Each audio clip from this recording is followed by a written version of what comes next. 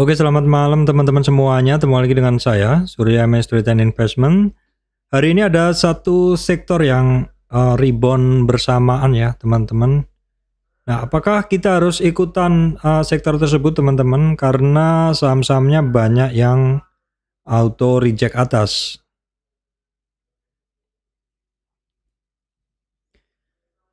Oke, baik teman-teman, sebelum masuk ke materi, saya sampaikan informasi penting bahwa saya, Surya MS Trade, tidak terima titip dana trading dalam bentuk apapun. Oke, sebelum masuk ke bahasan ISG, bahasan saham, kita akan masuk ke bahasan ISG. Hari ini teman-teman ISG-nya masih bisa berlanjut di atas supportnya ya. Di atas supportnya 7060. Namun demikian resistan 7149 masih belum berhasil dilewatin. ISG-nya cukup volatil hari ini, intraday-nya sempat low di 7047. Namun demikian closing dari ISG-nya ditarik ya. Teman-teman bisa lihat ini adalah time frame 5 menit di mana ISG-nya terlihat ada tarikan ya. Di bagian kiri adalah tanggal 5, jadi oke, sebentar saya cekkan dulu kita cekkan dulu ya teman-teman. Di dalam time frame kita lihat dulu dalam time frame 60 mungkin bisa kelihatan lebih jelas. Saya akan cek dulu yang sebentar ini di bagian kiri tanggal 4 ya. Nah, kita bisa ngelihat bahwasannya open dari IHSG hari ini kan di atas ya, terus di bawah turun, baru kemudian di bawah naik lagi. Kondisi itu membuat chart dari ISG adalah seperti ini ya. Closingnya low-nya sempat turun, break support, namun demikian closingnya ditarik. Baik, kita lihat dulu untuk saham-saham penggerak bursa. Hari ini saya nggak sempat screen before and after. Ini adalah kondisi per closing, di mana kita bisa ngelihat saham-saham mover utama banyak yang tidak bergerak, teman-teman. Mover utama adalah BCA, BRI, BMRI, ya, BBNI hari ini per closing ini nggak bergerak. Brand itu sebenarnya sempat di 7.000-an, namun demikian closingnya dia turun ya, sehingga membuat berat ISG-nya juga. ISG-nya hanya naik 7 poin atau 0,1. Hanya naik 7 poin atau 0,1. Yang mendorong IHSG, menjaga IHSG hanya AMMN, Telkom, TPIA ya. Ini sebenarnya cukup sering TPIA sama AMMN ini berduet bareng. Nah, terus Big Four Banking nggak bergerak, brand tidak bergerak, sehingga pergerakan dari IHSG memang cukup berat walaupun closingnya IHSG tidak turun. Terus kita lihat ini satu kelompok saham yang juga bersamaan biasanya bergerak, BRPT ya teman-teman, cuan juga selalu bergerak bersamaan. Oke teman-teman, kalau kita lihat hari ini marketnya itu terasa seperti agak lesu seperti itu ya, seperti agak lesu seperti itu. Nah, kalau kita lihat memang malam ini adalah sebentar, ini ada data apa ya, kita cek dulu intinya begitu. Di Amerika, oke, di Amerika akan ada rilis apa? Oh, nanti masih tanggal 8 ya teman-teman, masih tanggal 8 ya, berarti minggu ini, minggu pertama ya, Jumat minggu pertama itu biasanya ada rilis data non-farm payroll. Ini cukup penting dan biasanya bagi para trader forex ini sangat dinanti, dan ini juga ya kita juga melihat kondisinya minggu ini seperti apa. Nah, sepertinya memang market hari ini agak-agak wait and see begitu ya, agak-agak wait and see. Kita bisa ngelihat pergerakan dari saham-saham ini sepertinya lagi enggan bergerak ya. Sepertinya sedang enggan bergerak. Coba kita lihat dulu regional. Oke, seperti ini adalah regionalnya teman-teman. Tadi malam tanggal 4 Amerika berturut-turut Dow Jones, Nasdaq, dan S&P 500 tuh 0,1 minus, 0,8 minus, 0,5 minus. Dan untuk hari ini untuk Asianya tanggal 5 banyak turun teman-teman ya, 1,3 minus, 1,9 minus, 1,6 minus. Untuk Eropanya hijau tipis. Jadi memang kondisi marketnya sedang lesu hari ini ya. Walaupun demikian IHSG-nya masih mampu closing di area positif walaupun sebenarnya ini adalah tarikan dari beberapa saham di akhir ya. Beberapa saham di akhir terutamanya saham yang closingannya hijau ini ya teman-teman. Baik, kita akan lihat dulu teman-teman, kita lihat dulu beberapa data mungkin perlu kita atau saya sampaikan bahwa untuk bulan ini ada keputusan suku bunga tanggal 21 masih lama. Terus minggu ini ada non-farm payroll tanggal 8 Jumat ya. Regionalnya sekilas kita lihat dulu penting, indeks-indeks penting yang harus kita ketahui ya untuk melihat kondisi marketnya sedang seperti apa. Ini sedang loading ya teman-teman. Ini adalah kondisi. Saya tunggu loadingnya agak lama ya, kita cek aja dulu DXY kok masih loading. Masih loading semuanya teman-teman ya. Saya nggak bisa sampaikan kalau gitu. Jadi intinya kemarin masih dalam pergerakan yang sama ya. Tren-trennya, pesonanya dolar masih cenderung melemah ya. DXY, US 10 years bond-nya masih cenderung melemah karena kemungkinan ini ya. The Fed masih tetap menjaga suku bunga dan inflasi yang terkendali. Dan VIX pun juga kalau nilai kemarin itu juga masih dalam pergerakan yang sama, artinya tidak terjadi kecemasan berlebihan di market. Saya tidak bisa tampilkan karena memang ini kondisinya stuck ya. Kita langsung ke harga terkait komoditas saja teman-teman ya. Crude oil di sekitar supportnya 73. Batu bara masih di sekitar 135, sedikit mengalami kenaikan. Kemudian untuk natural gas tetap goldnya ini retracement ya teman-teman. Kemarin sempat di all time high ya 2070-an. Ini terkoreksi ke 2025. CPO mengalami retracement. Timah masih lanjut naik ya. Di ini masih lanjut naik timahnya. Nikelnya ya sudah kemarin mengalami kenaikan tapi ini masih belum mampu lewatin resistannya sebelumnya.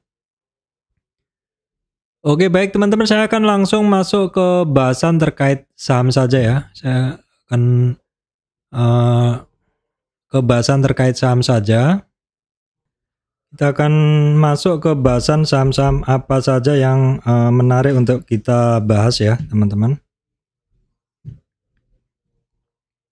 Oke baik teman-teman, yang pertama ya adalah masih saya akan memberikan update untuk MMN ya. Untuk MMN hari ini dia masih melanjutkan kenaikannya teman-teman ya. Jadi seperti yang saya sampaikan bahwa satu saham ya yang breakdown 38 retracement. Satu saham yang breakdown 38 retracement di sini targetnya ke 61 dan kecapai. Bahkan dia overshoot ya, overshoot itu sudah berlebihan gitu. Karena turunnya berlebihan kita tinggal nunggu di area supportnya apakah ada price action. Dan yang terjadi di MMN ini terjadi price action ya. Terjadi demand area. Jadi di sini kalau kita tarik ke bagian kirinya ini demand area pernah menjadi resistan. Kemudian dites lagi dan menjadi support, dan sekarang juga ketika koreksi dari MMN ini dia menjadi support, itu menjadi demand sehingga orang merasa di area ini udah murah, sehingga di sekitar support 78,6 retracement ini orang pada ajar kanan dan melanjutkan dan naik ya dari kisaran 5.800-an sekarang sudah sampai di 6.672 ya. Bagus untuk MMN ini yang sudah saya bahas beberapa hari yang lalu buat teman-teman yang sudah ngikut ya. MMN kita bisa ngelihat untuk asingnya masih ini ya, masih net buy net sell ya. Hari ini net sell, kemarin net buy. Terus untuk volume hari ini biasa aja teman-teman. Ini seperti biasanya dari pergerakannya si MMN. Kebiasaan dia memang seperti itu untuk pergerakannya dari MMN. Nah kita lihat nih sehari ini ngapain. Ternyata dia masih dijual teman-teman. MMN masih dijual, masih sell at bid, merahnya masih di atas ya. Dominasinya masih besar 60%. Ini adalah sell at bid ya. masih jualan, dimana tadi asingnya kan masih jualan ya. Kalau kita lihat sih siapa sih yang jualan, ada YU. Kalau yang net buy broker asing ada YP, AK ya. Seperti itu pergerakannya dari si AMMN.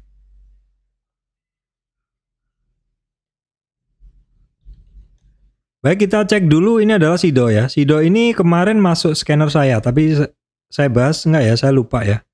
Saya bahas atau enggak untuk Sido ini teman-teman. Nah ini di Sido saya gunain ini aja. Saya gunain trend base. Kita analisa dulu trennya ya teman-teman. Ini dalam weekly kita gunain ini sebenarnya juga udah bisa kita gunain ini. Oke, kita akan lihat dulu di weekly-nya untuk super resistannya dari si ini Sido.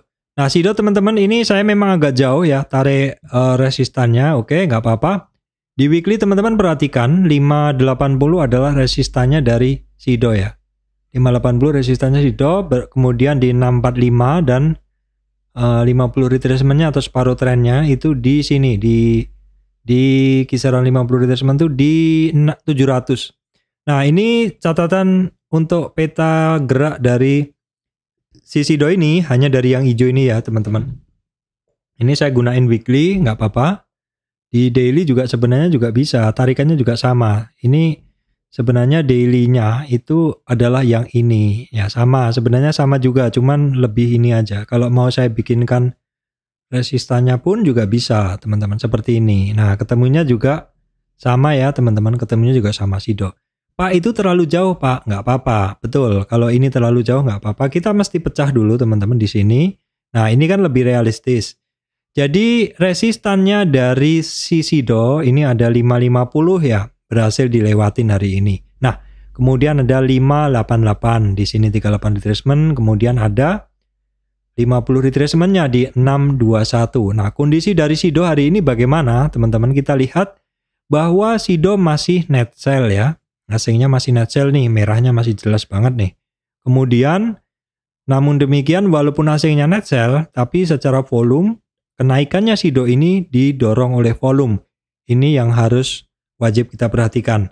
Nah, bagi teman-teman yang tahu apa yang terjadi di Sido, apakah mungkin terjadi rilis laporan keuangan yang membaik, atau mungkin ada corporate action yang bagus, bisa berikan di komentar ya teman-teman. Nanti akan saya jadikan ini, karena saya adalah trader teknikal di mana untuk berita saya tidak menggunakan berita. Tapi kalau teman-teman menambahkan informasi di komentar, saya mengucapkan terima kasih, appreciate banget untuk teman-teman yang bisa memberikan tambahan informasi untuk bersama ya teman-teman. Sido kita cek dulu. Sido sih ini hijaunya di atas ya, buy at over. Buy at over tuh yang hajar kanan besar teman-teman. Porsinya sehari ini yang hajar kanan tuh 65% teman-teman. Yang 65% itu hajar kanan dengan rata harga itu di 557, 560. Jadi closing di 560, rata harga di 557. Ini artinya barang ini cukup stabil ya. Stabil, closingnya sama dengan average-nya ya.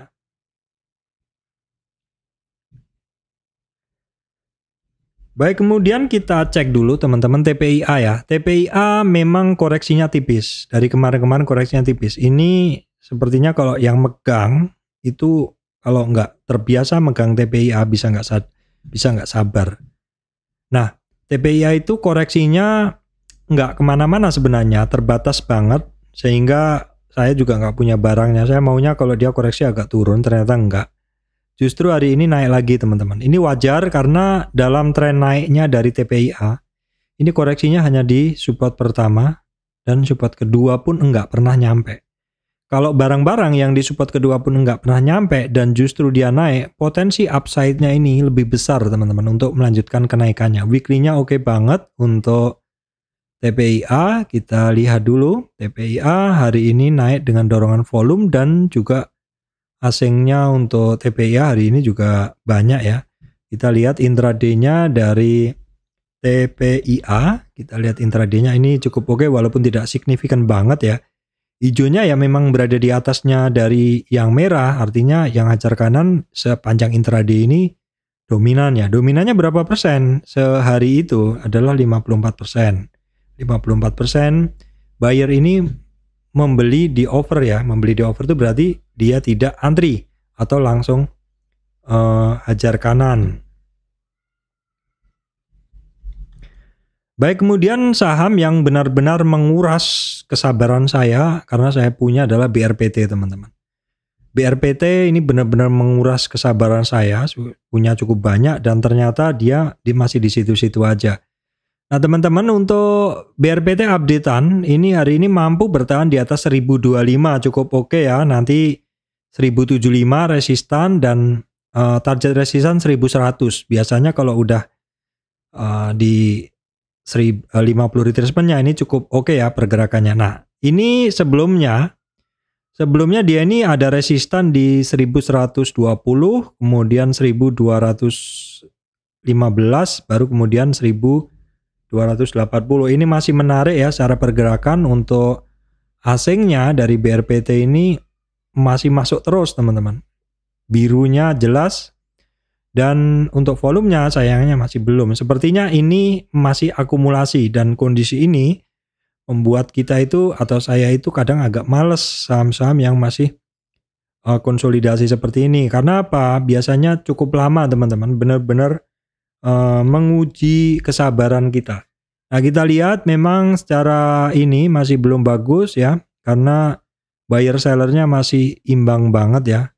Ada yang hajar kanan, ada yang hajar kiri. Ini pun juga sama. 52% seller, sell at bid, dan 48% buy at offer. Nah, kita bisa ngelihat nih net buy brokernya itu ada ZU asing, BK asing, AK ya. Itu adalah untuk BRPT.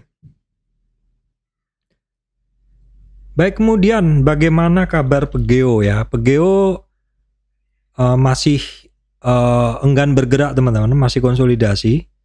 Area konsolidasinya itu kalau dalam tren naiknya ini di bawah 61,8 retracement. Jadi ketika dia break di 38 retracement, target ke 61, memang dia sudah konsolidasi, tidak naik tidak turun, masih belum jelas ya.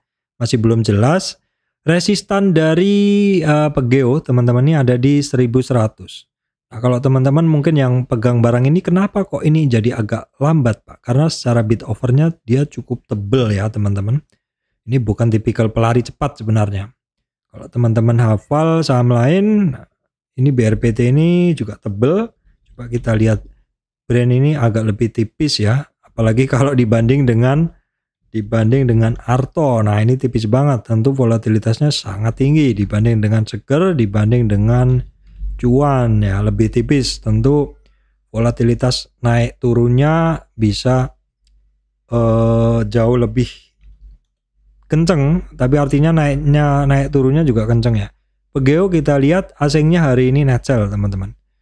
Asingnya hari ini net sell. Untuk volume dari Pegeo cukup biasa aja hari ini. Kita cek intraday-nya dari Pegeo, apa yang terjadi. Ternyata benar, dia tidak bergerak, dia malas bergerak, dan ternyata memang masih di fase dijual. Sell at bid yang merah ini, orang jualan di bidnya masih lebih besar. Dengan komposisi sehari ini 59% sellernya 59% itu sell at bid jualannya. Net sell asing hari ini ada ZP, ZU, dan ZA ya, XA maksud saya.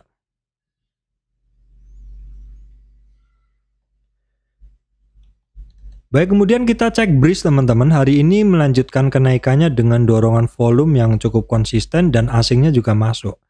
Nah, teman-teman pun mungkin juga agak nggak sabar ya dengan ini barang yang pelan-pelan naiknya pelan-pelan. Asingnya naik dan volumenya mendukung, namun pelan-pelan.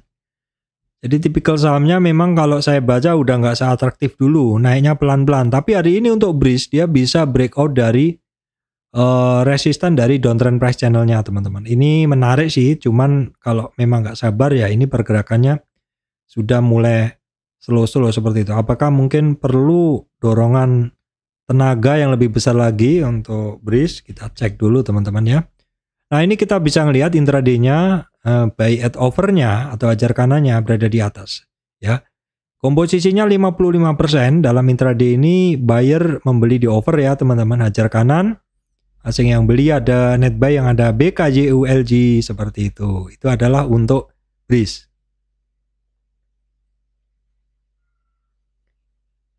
Baik, kemudian Arto, saham tradingan ya teman-teman. Ini saya sampaikan sebagai saham tradingan ya. Ya sementara rentang geraknya begitu ya. Rentang gerak Arto itu ya memang kalau teman-teman hafal itu ya segitu-segitu aja. Cukup lebar, cukup tipis bid overnya sehingga memang pergerakannya lincah sekali. Nah teman-teman, supportnya dia saya cek dulu. Oke, kita cek dulu ya. Sebentar saya cekkan dulu teman-teman untuk kondisi Arto. Dalam tren turun, rebound naik ke atas. Oke, jadi untuk Arto teman-teman ketemu resistan ya 35.50-an. Ini Arto ini resistan. Dan Arto ini rentang geraknya lebar ya teman-teman. Tradingan volatilitasnya juga tinggi. Kalau teman-teman tahu, hari ini sempat ke 3050-an dari atas awalnya. Tapi naik turun terus di area situ. Jadi ini memang pure kalau saya ini adalah barang tradingan. Untuk asingnya masih masuk hari ini ya. Untuk Arto masih masuk, volumenya biasa saja ya teman-teman. Oke, kemudian intraday-nya dari saham Arto kita cek. Arto masih mode dijual, mode sell at bid. Kalau teman-teman hafal, kebiasaan dari Arto ini masih banyak sell at bid. 55% dalam intraday ini seller yang buang di bid. Ya, sepertinya ini masuk akal juga karena ini barang ya. Karena ini barang kalau kita lihat itu secara chart kan masih downtrend ya, teman-teman. Nah, seperti ini. Dulu sempat di 19.000 sekian, sekarang di 3.000 ya. Jadi ini mungkin masih banyak resistan volume, masih orang-orang yang masih pegang harga atas sehingga masih cukup alot.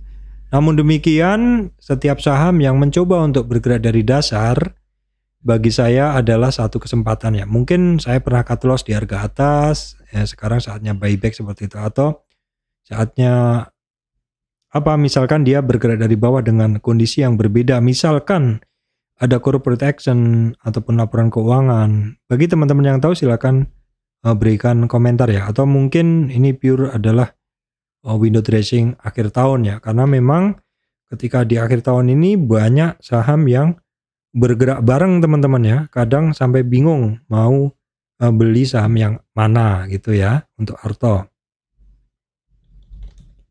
Baik, kemudian Telkom teman-teman, ini update saja bahwa kemarin saya sampaikan ketika Telkom ini overshoot ya, overshoot keluar dari rentang hijau yang di atas ini dan dia ngebentuk satu rentang gerak baru, ternyata dia akhirnya kembali lagi seperti itu. Nah, sekarang teman-teman dia sudah di area-area resistannya ini. Nah, di sekitar sebentar saya cek, sekitar MA200 di sekitar 3850-an. Ini kunci penting ya teman-teman untuk Telkom. Kenapa? Karena ini adalah resistan pertama dari tren sebelumnya. Ya. Nah, terus ini MA200 3860-an. Ya, ini penting banget untuk Telkom, apakah dia mampu untuk masuk ke bullish zone atau di atas MA200. Di mana asingnya juga masuk terus, akumulasi terus teman-teman untuk Telkom. Volume masih biasa, hanya kemarin terjadi spike yang cukup besar di volume untuk si Telkom ini. Kita lihat intraday, keseharian dari Telkom hari ini ngapain. Ternyata masih imbang ya, antara buyer sellernya masih imbang. Buyer yang sell at bid dan buy at over itu masih imbang ya untuk Telkom. Baik, kemudian kita cek saham kertas nih. Ada ini ada yang minta untuk dibahas INKP. Kita cek dulu kondisi dari INKP ya. Oke teman-teman, INKP kalau kita lihat dari MA200 moving average 200, di mana ini adalah area fundamental ya. Nah, untuk INKP sekarang konsolidasi di area MA200. Yang ini teman-teman, ini MA200 ya. Jadi sudah sejak awal November ini dia konsolidasi di sekitar MA200 ya, tidak turun dalam tapi juga tidak mampu naik. Dan ini barang sebenarnya kalau kita lihat dari tren besarnya ya, kita lihat dari tren besarnya ini barang masih, kalau kita lihat dari tren besarnya, sebentar saya gambarkan tren besarnya ya teman-teman. Jadi tren besar yang saya gunakan adalah ini. Nah, ini tren besarnya dari si INKP ya. Nah, di mana dalam pergerakan naik nih si INKP nih dari sini ke atas. Jadi kalau kita tarik trend base-nya seperti ini trend base-nya, atau trend base itu ya trennya gitu loh. Satu tren yang terpotong ya. Nah, seperti ini. Dan kemudian kita tarik Fibonacci-nya. Nah, koreksinya kenaikannya dari si INKP ini teman-teman, dari swing low di sini ke swing high, dia mengalami satu koreksi. Support pertama jebol, support kedua dites, konsolidasi lagi sampai resistan pertama, support pertama. Support pertama support kedua maksud saya. Support kedua 38 retracement jebol, target ke 61. 61 ada support di sini sekaligus ini 61. Jadi di area sini, di area 8.800 itu memang merupakan target penurunan dia. Sayangnya beberapa hari ini memang kondisi market nggak bagus sehingga dia juga akhirnya konsolidasi di sini. Nah, kalau kita lihat area hijau nih teman-teman, sebenarnya dia sepertinya sudah ngebentuk satu base. Satu area ya, satu base area seperti itu, satu support, satu demand area seperti itu.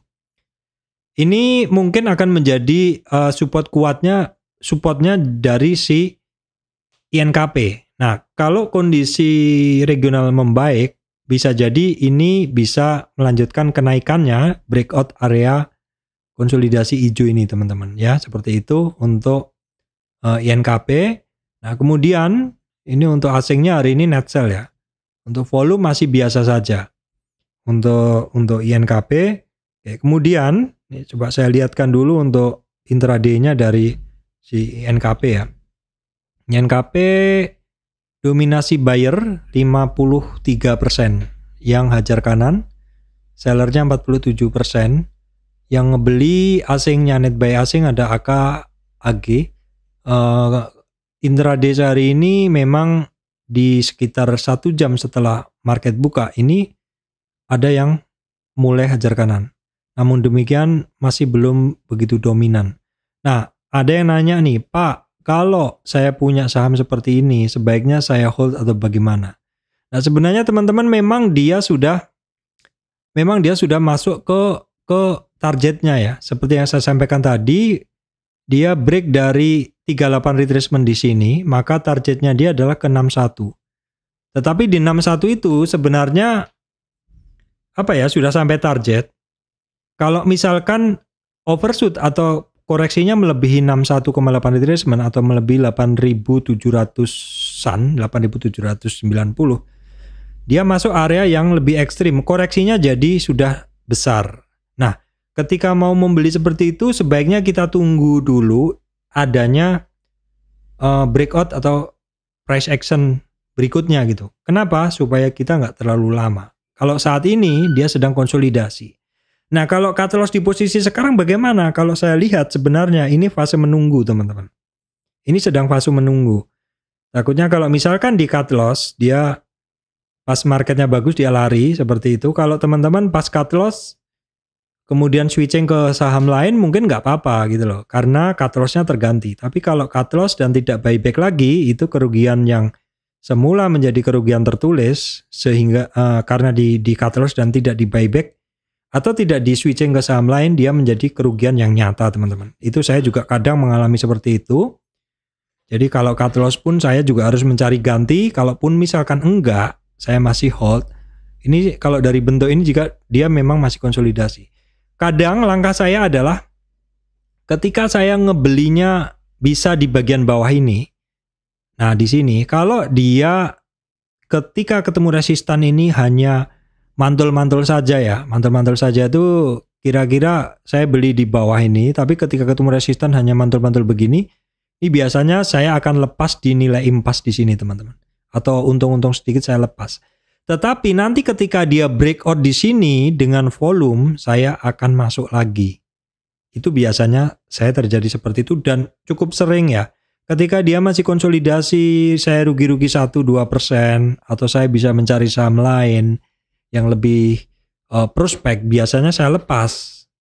Misalkan nih saya rugi 500 saat ini di INKP, tapi kalau saya buang 500.000 itu saya rugi, saya beli saham lain, saya bisa menutup kerugian 500 itu. Misalkan saya untung 1 juta, 2 juta. Netnya kan bisa saya netkan tetap untung. Nah seperti itu saya nggak pikir panjang ya.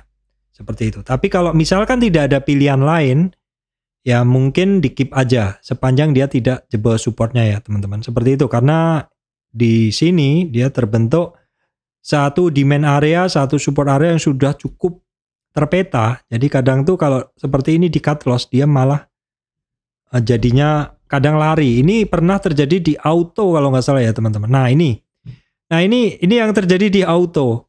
Auto ini teman-teman di area sini juga sebenarnya mirip bentuknya dengan si INKP tadi.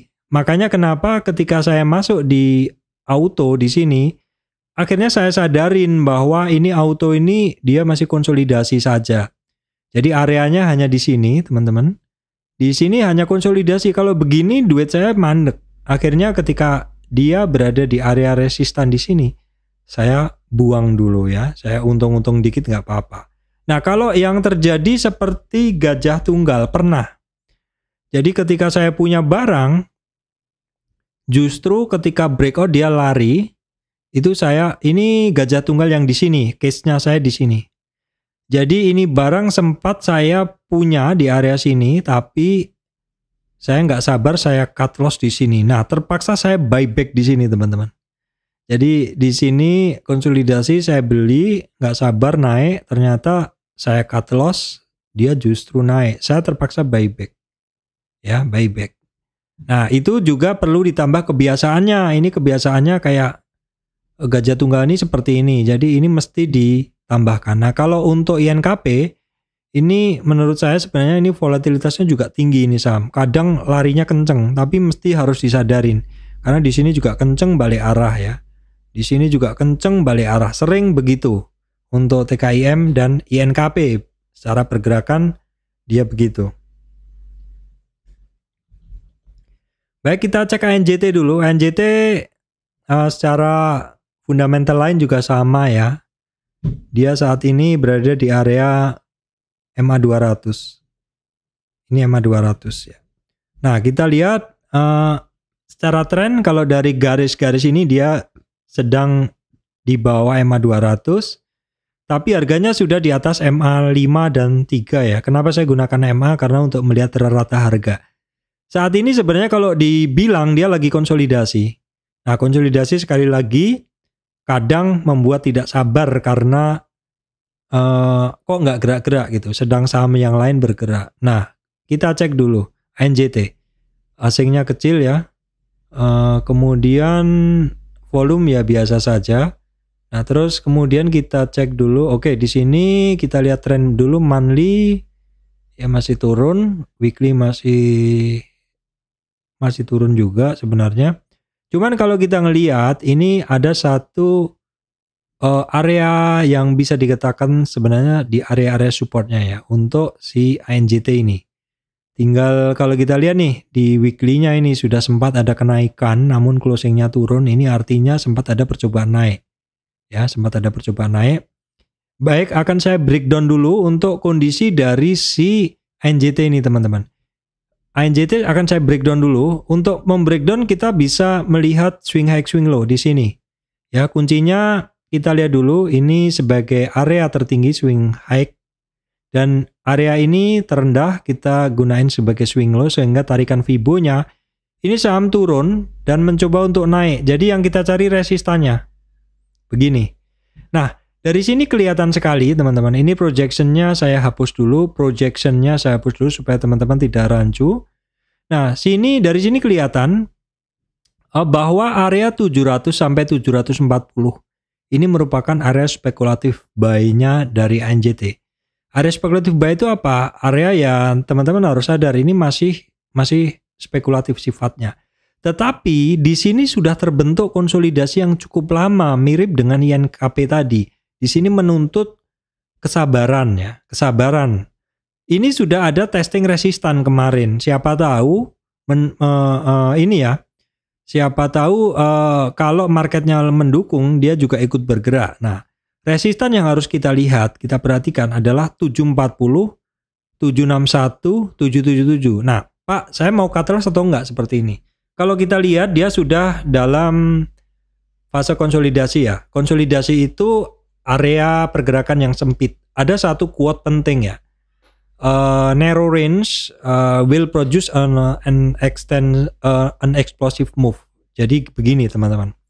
Narrow range atau pergerakan yang sempit akan cenderung menghasilkan explosive move atau satu konsolidasi itu wajib kita pantau, simpelnya begitu ya. Satu konsolidasi itu wajib kita pantau, saham yang turun terus konsolidasi itu wajib kita pantau karena sebenarnya ini adalah satu fase akumulasi.